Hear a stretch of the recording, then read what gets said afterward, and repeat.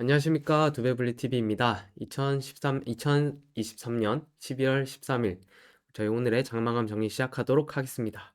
네, 한경자님, 백배축복님, 그리고 정현수님 모두 안녕하세요.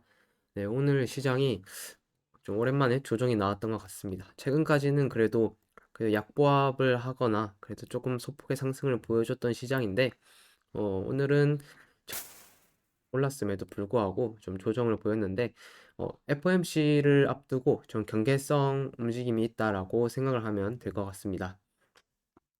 오늘 시장에서는 코스피가 전일 대비 0.97% 하락한 2510포인트, 그리고 코스닥은 1.22% 하락한 829포인트로 마감을 했고요. 환율은 0.11% 상승한 1320원으로 현재 마감을 했습니다.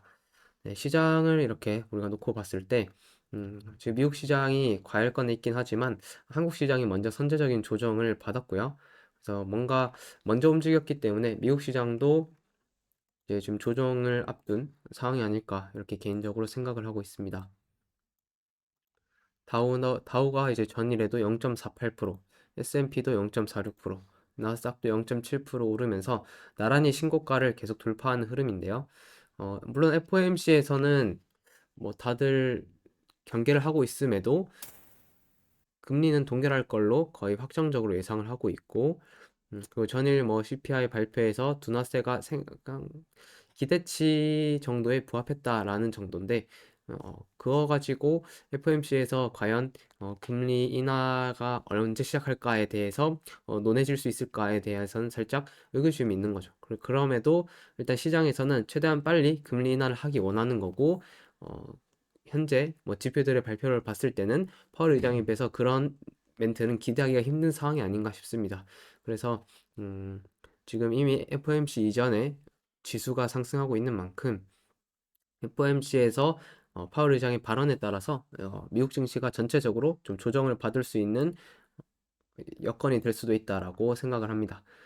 코스피는 지금 오늘 0.97% 하락을 하면서 전일 대비 좀 약한 모습을 계속 보여주고 있고요.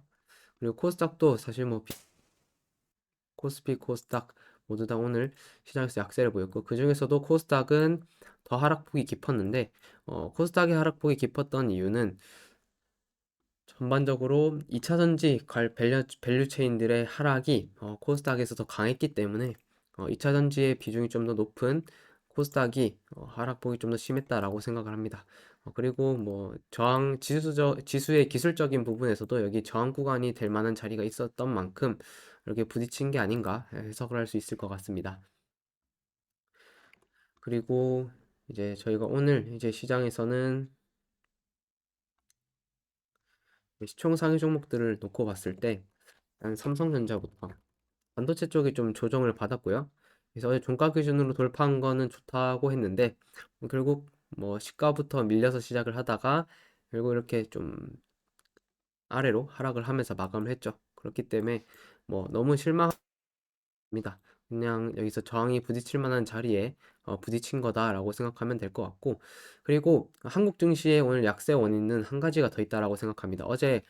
어, 어제 말씀해 주신 것 중에서 대주주 양도소득세 완화가 이제 검토도 하고 있지 않다라는 얘기가 좀 있었죠.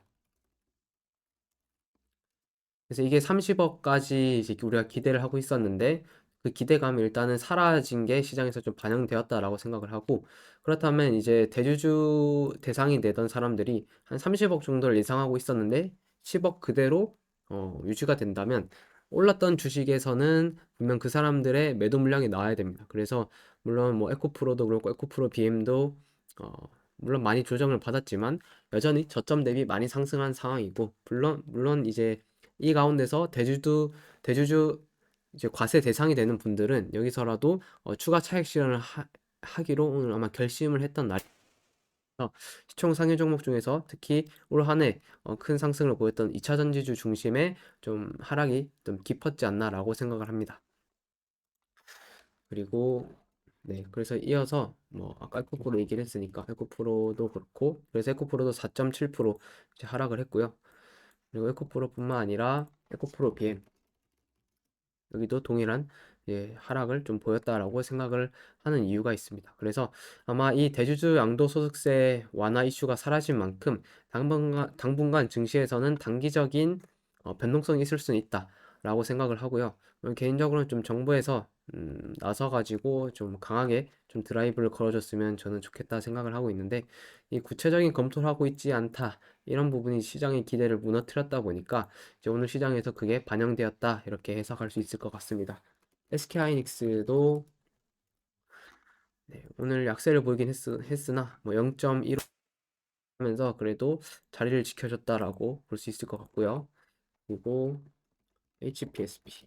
HPSP도 올해 어떻게 보면 상승을 많이 했던 종목이죠. 이런 종목들은 분명히 대주주 과세 대상자들이 꽤 있을 겁니다. 그래서 이렇게 상승한 종목일수록 양도소득세 기준 확정일자가 다가올 때 아마 매도 물량이 좀 나올 확률이 있다라고 생각을 하고 오늘 이 상단 박스권을 좀 이탈을 했기 때문에 일단 리스크 관리가 필요할 수도 있다라고 생각을 합니다. 그 외에 반도체 나온 김에 한미 반도체 이런 쪽도 비슷한 상황이라고 저는 생각을 하고요. 그리고 시총 상위 종목 중에서는 이제 셀트리온 쪽에 이제 한 주당 500원의 현금 배당을 또 결정을 했고요. 여전히 이제 합병 이슈가 지속되고 있는 만큼 셀트리온은 여기 저항에 걸렸네요. 저항에 걸려서 지금 살짝 주춤을 하고 있고 셀트리온 헬스케어. 헬스케어 역시 셀트리온의 약세에 따라서 오늘 좀 약한 모습을 보였습니다. 반면 셀트리온 제약. 제약은 나머지 두 종목이 빠질 때 오히려 상승하는 모습을 보였고요. 뭐 수급적으로 셀트리온과 셀트리온 헬스케어에 수급이 더 몰릴 수밖에 없는 상황이더라도 결국 제약도 그 방향성은 따라갈 확률이 높다라고 생각을 합니다. 물론 이제 여기서 몇 군데 걸리는 저항은 돌파해야 된다라는 것까지는 변함이 없다라고 생각을 하고요. 이런 저항 구간 돌파를 좀 기대를 해봐야 될 것 같습니다. 그 외에 LNF, LNF도 오늘 5%대 하락을 했고요. 그래서 최근의 상승분을 거의 다 지금 반납을 해버린 좀 아쉬운 흐름을 보여주고 있습니다. 이렇게 종목이 상승을 할 때는 단기적인 추세가 꺾이 우리가 좀 경각심을 가지고 일부라도 좀 분할 매도를 하는 습관이 이런 걸 보면 좀 필요하다라고 다시 느껴집니다. 그래서 물론 이제 이미 물려 있어서 내가 수익 실현이 불가능하다라고 하면 비중 축소 혹은 여기에 맞는 뭐 물타기 자리를 확인한다거나 그런 것까지도 미리 좀 생각을 해둘 필요는 있지 않을까라고 생각을 하고요. 최근에 좀 다시 강세를 보였던 자동차 쪽 기아, 현대차 여전히 나머지 종목들에 비해서는 좀 강세를 보여주고 있는 것 같습니다. 확실히 기아가 현대보다는 지금은 어, 나은 흐름을 보여주고 있는 것 같고 현대차도 지금 앞에 저항을 갖다가 한번 돌파하기 위한 준비를 좀 하고 있는 게 아닌가 싶습니다. 이런 구간 안에서 움직이다가 방향성을 위로 잡으면 자동차주를 들이 한 번 더 움직일 수 있지 않을까 생각하고요. 전반적으로 이제 순환매가 흘러가고 있는 장세니까 생각합니다. 뭐 LG화학 조정폭이 조금 매서운데 LG화학도 일단은 여기서 아래 위에 이렇게 박스권을 좀 그어놓고 이 자리를 지켜주는지 이탈했다가도 금방 뭐 복귀하는지를 볼 필요가 있지 않을까 싶습니다. 전반적으로 약간 시장이 오늘 조정을 받다 보니까 최근 강세를 보였던 종목들의 약세 그리고 최근 계속 약세를 보였던 친구들은 더 약세를 보인 그런 흐름이었다라고 볼 수 있을 것 같고요. 시총 상위 종목들이 이런 흐름이다 보니까 결국 시장에서는 테마주들이 좀 움직이는 흐름을 보였지 않을까 그렇게 생각을 합니다. 오늘 분리 리포트 종목 중에서는 라온텍, 나무가가 9.8%, 5.14% 각각 상승을 했고요. 그리고 애플뿐만 아니라 이제 삼성에서도 이제 XR 기기를 준비하고 있고 애플도 비전 프로를 준비하고 있는 가운데 이런 디바이스 패널이죠. 그 패널에서 OLED가 지금까지는 우세하고 그 가운데 OLED가 아니더라도 뭐 마이크로 LED, 미니 LED 등이 또 거론되고 있는 상황에서 이런 패널과 관련된 얘기가 나올 때마다 관련 업체들이 좀 움직임을 보일 수 있다라고 생각하고 그 외에 어, 그 패널뿐만 아니라 거기에 들어가게 되는 카메라 모듈이나 그 외에 소프트웨어 뭐 이런 것까지 확장해서 시장에선 좀 생각을 하고 있는 것 같고요.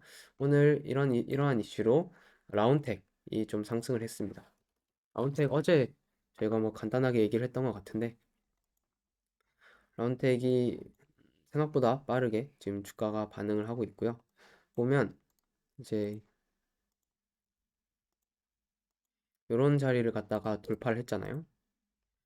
여기서 이렇게 못 뚫던 자리를 돌파했으면 여기서 방향성이 좀 달라지겠구나라고 생각할 수 있습니다. 그렇지만 그렇게 이전과 비교했을 때는 크다라고 볼 수는 없기에 추가적인 상승을 할 수는 있으나 가다가도 위에 저항에서는 맞고 꺾일 수 있다까지 좀 염두에 둘 수 있을 것 같습니다.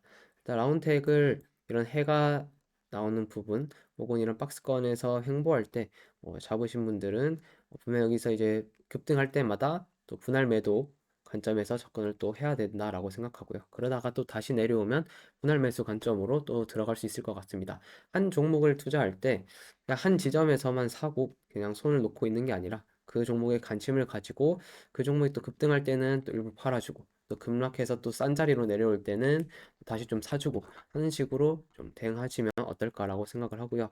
DYPNF는 오늘 3박 LFT에서 1,560원 규모의 이제 수주 공시를 냈습니다. 그런데 여전히 이 한국 시장에서는 그런 선행 매매를 이용한 선행 매매가 존재하는 것 같은 게 공시가 나오기 전부터 주가가 이제 오르다가 공시가 나오고 나서 좀 조정을 받는 모습을 보였고요. 그런 부분이 어떻게 보면 아직 한국 시장에 남아 있는 좀 안타까운 점이라고 생각을 합니다. 일단 DYPNF가 최근 이렇게 못 들었던 저항권을 돌파한 거는 의미가 있다라고 생각을 하고요. 그 다음은 이제 이 자리가 위에 상단 박스권이 되겠죠. 이 상단 박스권을 갖다가 그대로 돌파한다던가 아니면 이 자리에서 좀 쉬어갔다가 계단식 상승을 보인다거나 그런 부분을 이제는 기대해야 되는 위치가 아닌가 싶습니다. 만약 다시 아래로 내려온다면 그 아래에서 음, 다시 또 싸게 살 수 있는 기회가 나오는지 또 보면 되지 않을까 개인적으로 생각을 하고요. 이거 18,000원 쪽 자리가 다시 나올지는 모르겠습니다. 이렇게 계단식으로 이렇게 올라가서 또 상승을 해주는 게 저는 좋은 모습이라고 생각을 하고 충분히 여기 기간이 5월부터 10일 조정을 받은 만큼 기간 조정을 갖고 수주 잔고는 계속 올라가고 있으니까 이런 계단식 상승을 한번 노려봐도 되지 않을까라고 생각을 하는 종목 중에 하나입니다. 네, 이렇게 해서 저희 분리 리포트 종목들 한번 살펴봤고요. 오늘 시장을 좀 뜨겁게 달궜던 주요 키워드들은 반도체 안에서도 CXL이라는 키워드, 그리고 야놀자, 정치인 이렇게 세 가지가 되겠는데요. 반도체 같은 경우에는 반도체 안에서도 최근 뭐 HBM, 온디바스 AI 이걸 이어서 이번엔 CXL이라는 키워드가 새롭게 등장했습니다. 이 CXL이 뭔가에 대해서 한번 간단하게 얘기를 해보면요. 여기 보면 CXL이 컴퓨터 익스프레스 링크라고 해서 이 CPU 그리고 뭐 메모리 반도체 메모리 반도체 뭐 데이터 처리 이런 걸 갖다가 어, 할 때 필요한 인터페이스를 갖다가 또 좀 더 빠르고 효율적이게 그리고 더 많은 양을 처리할 수 있게 이렇게 지금 전반적으로 시장이 뭐 AI 그리고 뭐 클라우드 컴퓨팅 이런 그리고 뭐 클라우드 사업 이런 것들이 점점 퍼지면서 처리해야 될 데이터, 그러니까 시간당 처리해야 되는 데이터가 더 이렇게 많아지고 있다라는 거죠. 그렇다면 그 가운데서 어떻게 해야 되는가에 대해서는 결국 이런 부품 업체들, 삼성같이 반도체 업체들이 이 안에서 또 하나의 뭐 부품을 통해 해결책을 또 마련을 하는 거고요. 이 CXL이 그런 컴퓨팅 솔루션을 또 제공을 하면서 또 동시에 더 많은 양의 데이터를 처리하게 하고 더 많은 용량까지 감당할 수 있게 하는 그런 걸 또 개발을 한 걸 넘어서 이번에 이거를 양산하겠다라는 이제 의지를 내비쳤다라는 거죠. 그래서 이번에 이거 특허 출원과 더불어서 상표까지도 이제 출원을 했고요.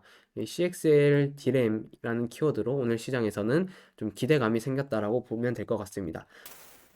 D램을 적용한 걸 보통 CMM이라고 하는데 이 CMM은 종류가 한 4-5가지가 되는 것 같습니다. CMMT, CMMTC, CMMH, CMMHC 등 총 4개의 상표라고 하네요. 이게 D램이냐 아니면 그 D램과 낸드가 섞은 하이브리드냐 그리고 좀 AI에 치중이 돼 있느냐 그런 거에 따라서 끝에 D가 붙기도 하고 그리고 DC가 붙기도 하고 H가 붙기도 하고 그렇게 나뉘는 거다라고 볼 수 있을 것 같습니다. 그래서 이 CXL과 관련해서는 시장에서 보통 기판주들 그리고 낸드 관련주들이 좀 몇몇 부각이 되었던 것 같고 이렇게 상승한 이유를 한번 살펴보시면 일단 오킨스 전자 같은 경우에는 삼성전자와 SK하이닉스의 DDR5 인터페이스 공급 사실에 부각이 되었다 이렇게 상한가를 갔고요. 그 외에 네오셈 같은 경우에는 SSD 검사 장비를 공급하고 있는데 이 CXL 검사장비를 상용한 이력이 있다.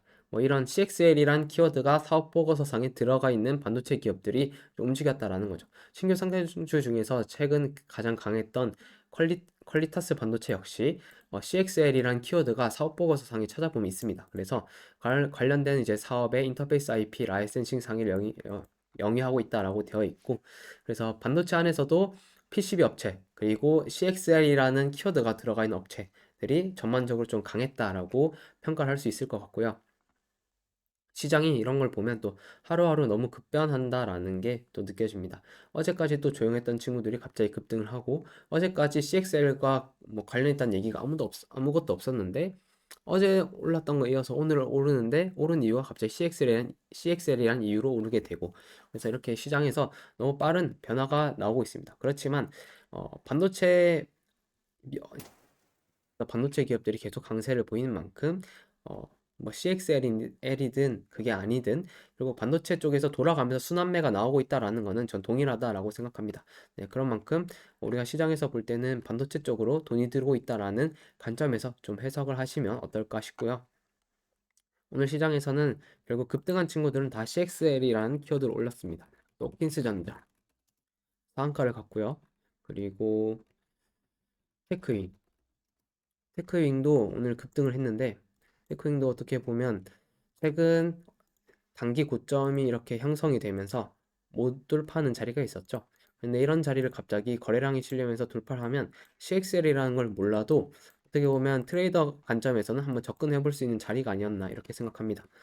그리고 네오셈 이런 친구들도 어제에 이어서 어제 19% 오르고 오늘은 29% 상승했는데 분명 어제는 이란 단어가 언급도 안 됐었는데 오늘 이렇게 급등하게 되고 이런 것들이 나오고 있다라는 겁니다. 그리고 그 안에서 좀 기판 쪽과 관련해서 코리아 서킷 오늘 급등했고요. 그리고 대덕전자도 오늘 급등까지는 아니지만 강세를 좀 보였다가 10%까지 급등했다가 다시 밀렸네요. 그리고 물론 CXL로 갔든 아니든 일단 오늘 충분히 눌림목을 주고 나서 거래량이 들어왔다라는 거는 긍정적인 모습이다. 이렇게 대덕전자도 평가할 수 있을 것 같고 그 외에 또 뭐 있을까요? 심택은 이제 가다가 꼬리가 그대로 달려버렸습니다. 그리고 그리고 화인 서킷 화인 서킷도 신규 상장하고 나서 이렇게 좀 바닥을 다지고 있었는데 그때 누가 여쭤봐서 저희가 한번 얘기했었던 적이 있죠. 가 달리면서 움직이는 것들 충분히 매집의 신호다라고 생각한다고 했었고 결국 이제 PCB들이 움직일 때 이 친구도 함께 이렇게 움직인다라고 볼 수 있을 것 같습니다. 그리고 오늘 나온 이 화인 서킷의 거래량은 최근 거래량 대비 무시할 수 없는 좀 높은 거래량이기 때문에 이번에 이 바닥권을 갖다가 탈출해서 움직인다면 아마 방향성이 좀 달라질 수 있지 않을까라고 생각을 합니다. 그래서 그 부분을 좀 참고해서 화인 서킷은 좀 지켜보시는 것도 나쁘지 않을 것 같아요. 왜 기가비스는 크게 지금 급등은 못하고 있고요. 일단 방향성을 좀 돌리려고 노력을 하고 있다라고까지 볼 수 있을 것 같습니다. 그래서 오늘 전반적으로 PCB 기판 관련주들이 이 CXL과 관련해서 좀 강하게 좀 반응했다라고 평가할 수 있을 것 같고요. 그리고 이게 또 CXL DDR5 기반이라고 하면서 또 DDR5와 관련 있는 코리아 서킷 TLB가 아니죠. TLB도 4%대. 어떻게 보면 참 재미없게 움직이는 거죠. 왔다 갔다 이렇게 상승했다 하락했다를 반복하면서 어떻게 보면 투자자들의 약간 피를 말리는 그런 느낌을 주고 있긴 한데 그럴 때 또 일부 또 분할 급등할 때 분할 매도하고 내려오면 좀 사고 라는 식으로 또 연습할 수 있는 종목이 아니었던가 싶습니다. 그리고 아비코전자 DDR5 관련해서는 사실 TLB랑 아비코전자 두 개만 보면 되는데 최근 아비코전자보다는 TLB가 조금 더 탄력적인 모습을 보여주는 것 같다 이렇게 생각을 할 수 있을 것 같고요. 결국 뭐 오늘은 그 명분, 그 주가 상승의 명분은 CXL이었지만 반도체 안에서 결국 순환매가 일어나고 있다라고 볼 수 있다라고 했었죠. 그래서 장비 업체들 중에서 뭐 일부가 가기도 했지만 최근 좀 안 움직였던 PCB 쪽으로 다시 한번 수급이 들어오고 또 그 다음엔 뭐 팹리스로 갈 수도 있고 아니면 다시 DDR 고 아니면 후공정 패키징 업체로 갈 수도 있고 하니까 이 반도체 안에서는 너무 따라다니기보다는 내가 생각하기에 괜찮다라고 하는 반도체 회사가 있으면 그 반도체 회사를 가지고 그냥 차례를 기다리는 게 전 더 낫다라고 생각합니다. 그래서 뭐 팹리스든 아니면 뭐 파운드리 관련된 업체든 아니면 디램이든 낸드든 결국 돌아갈 흐름이지 않을까라고 생각을 하고요. 물론 차례가 늦게 온다라는 건 좀 답답할 수 있는 흐름이라고 생각을 합니다. 네. 그렇지만 결국 반도체 안에서 웬만한 종목들은 순환매가 나올 수 있으니까 음, 좀 인내심도 필요하다라고 생각을 합니다. 그 외에 몇 가지 종목들 보면 어제 한양디지텍 얘기를 좀 했었죠. 한양디지텍도 오늘 그 CXL로 관련하면서 급등이 좀 나왔고요. 요 박스권 안을 갖다가 말씀드렸는데 여기서 바로 이렇게 돌파가 나와 버렸습니다. 그래서 이 친구도 이제 방향성이 달라질 수 있는지 한번 지켜볼 필요가 있고 이거는 이제 두 종목 다 이제 분리 보고서 썼던 종목들인데 GST도 슬슬 이제 방향성을 바꾸려는 흐름을 지금 보여주는 것 같습니다. 이 안에서 이렇게 좀 쌍바닥을 좀 찍고 이렇게 반등을 하려고 하는 게 아닌가라는 생각을 하게 되고요. 반도체가 워낙 광범위하다 보니까 이런 좀 안에서 돌아가는 흐름이 나올 수 있다 충분히. 그리고 종목이 워낙 많아서 뭐 지난번에 봤지만 오늘은 안 보게 되고 뭐 또 넘어가게 되고 하는 것들이 또 있을 수는 있습니다.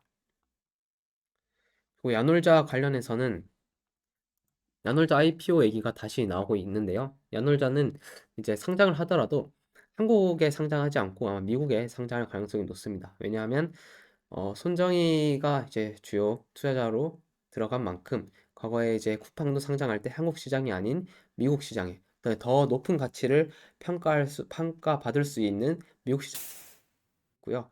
야놀자 역시도 약간 그런 흐름을 보이고 있다라고 생각을 합니다. 야놀자가 그리고 최근 어, 미국 나이스 증권거래소 출신인 CFO를 선입을 한 것도 결국 이 미국 상장을 갖다가 염두에 둔 포석이라고 이제 볼 수 있는 것 같고요. 그리고 올해 3분기 글로벌사 확대로 역대 최대 실적까지 거둔 가운데 나스닥 축전에 이어 또다시 미국 IP 업계 러브콜을 받은 것으로 풀이된다라는 기사까지 나오면서 그리고 IPO에 대한 기대감이다라고 평가할 수 있는데 야놀자가 또 IPO를 하게 됐을 때 엮이는 관련주로는 뭐 시장에서는 그레디언트가 갖고 있던 이제 여행 사업부를 갖다가 야놀자에 매각을 했거든요. 그래서 그런 걸로 과거에 이렇게 관련주로 엮인 적이 있었는데 보면 이 그레디언트도 충분히 이제 주가 조정을 받고 나서 이렇게 수급봉이 발생을 하면 그 이후부터 갑자기 하락하던 추세가 누워버린 게 보이시죠? 네, 오늘 거래량이 들어오면서 급등을 했는데 이런 단기적인 뭐 차트 흐름에서 어느 정도 힌트를 찾을 수 있다라고 생각을 하고 그 외에 또 관련주를 엮이는 하나그룹주, 하나투자증권이랑 하나생명이 보통 엮이는데 하나자산운용이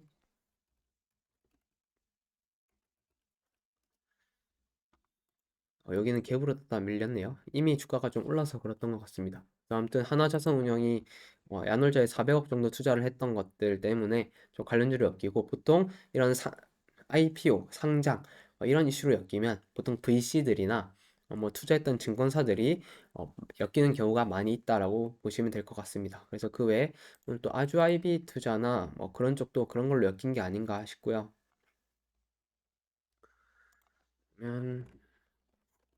아주 IB 투자. 오늘 17% 급등했는데 이 종목 역시도 약간 그런 흐름으로 고 생각할 수 있을 것 같습니다. 야놀자와 관련해서는 이런 친구들을 좀 볼 수 있지 않을까라고 생각을 하고요. 그리고 이거는 저희가 오늘 주황색 키워드로 했죠. 주황색은 보통 일시적이다라는 느낌으로 저희가 이렇게 선정을 하는 거고, 일단 뭐 당장 아직 IPO 일정이나 이런 게 확정된 게 아닌 만큼 야놀자는 약간 일시적으로 갔다가 또 내려왔다가 충분히 또 조정을 줬다가 또 한번 급등하거나 라는 식으로 아마 개별주 장세 때 또 한번 움직이는 모습을 보일 수 있지 않을까 싶습니다. 그래서 오늘 실제로 이 반도체를 제외하고 나서는 야놀자나 정치인 관련 테마 역시도 시장의 조정 때 이제 수급이 갈 곳이 없으니까 움직였다라고 보여지고요. 그리고 최근 여기 저희가 언급하진 않았지만 신규 상장주들이 그 급등이 매우 매섭습니다. 어제 LS 머티리얼즈부터 해가지고 최근 상장하고 나서 300%까지 이제 급등을 한 보이고 있는데 이게 사실 시장이 또 조정받을 때는 수급을 갖다가 다 빨아가는 효과가 있어서 그래서 의외로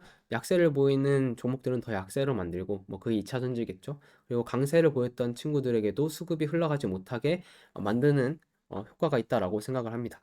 그래서 이 지금 현재 조정 때 나오는 테마와 더불어서 신규 상장주 쪽으로 수급 쏠림이 또 시장의 좀 하나의 걸림돌이지 않나라고 생각을 하고 있고요. 그리고 이제 정치인 관련해서는 이제 이준석이 27일 탈당 선언을 하고 다음 날부터 창당 준비한다라는 이제 기사가 나왔습니다. 그래서 이거에 뭐 이거와 관련해서 뭐 창당과 관련된 또 시장에 관심이 뜨거워질 수 있어요. 그래서 이미 그게 뭐 반영돼서 넥스트아이나 그런 친구들이 급등을 하고 있긴 한데 이준석 관련주의 관점에서 말씀드리는 거예요. 오늘 좀 조정을 받았죠. 또 사실 이준석 관련주라고 제가 얘기해 드렸던 적이 있습니다.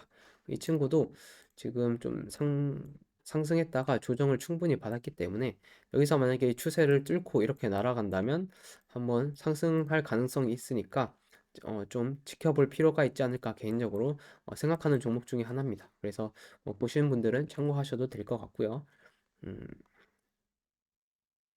그리고 한동훈 관련주 중에서는 여전히 와이더 플래닛이 지금 좀 강세를 보이고 있고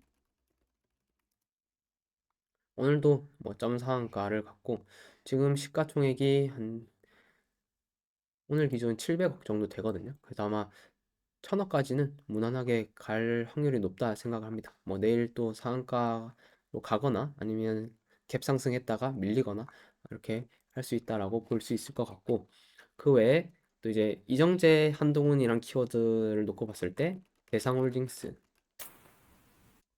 그리고 대상우가 오늘 상한가를 갔고요.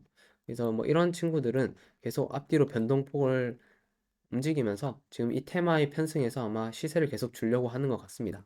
아마 이 대상우도 음, 지금 2배까지 올랐다가 좀 빠졌지만 여기서 한 번 더 해먹으려고 할 거라고 저는 생각을 하고요.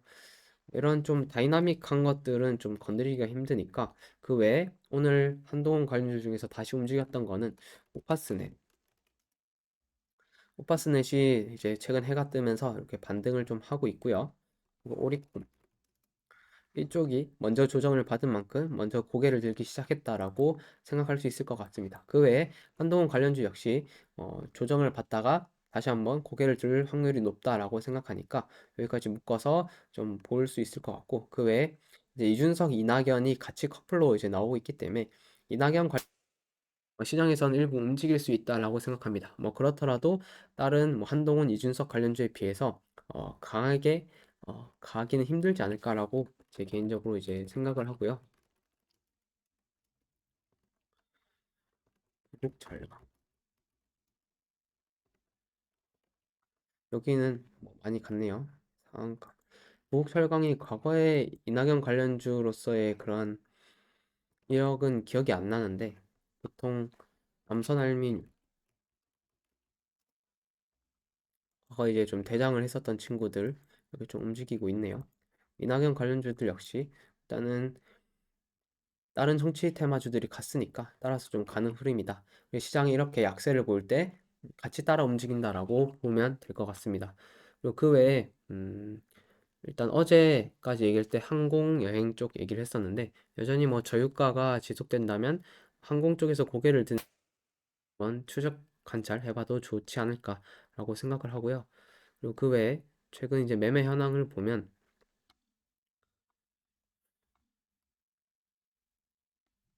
여기서도 사모펀드들이 이제 집중 매수하는 종목들 혹은 이제 외국인 기관들이 전반적으로 매수한 종목들 이렇게 보면 될 것 같은데 여기서도 여전히 오늘 같은 경우에는 퀄리타스나 이렇게 또 반도체 쪽에서도 그 CXL로 엮이는 종목들의 수급이 빠르게 움직이는 걸 볼 수 있었던 것 같습니다. 네, 그래서 일단 시장이 여전히 좀 빠르게 움직이고 뭔가 요즘 너무 빠르다고 느끼는 게 오전에 시장을 주도하는 종목이랑 오후에 시장을 주도하는 종목이 또 다르더라고요. 그래서 너무 빠르다라고 생각을 하고 그 가운데서 그걸 따라다닐 따라다니는 게 힘들다면 굳이 따라다닐 필요는 없다 생각합니다. 오히려 지금 같은 개별주 장세에서 주식들을 따라다니다 보면 물리거나 손실 보는 경우가 더 많기 때문에 자기 차례를 기다리는 전략 고수하는 게 더 낫지 않을까라고 생각을 합니다. 네, 그렇고요. 혹시 질문 있으신가요? 질문 있으시면 저희 질문 좀 받을까 하는데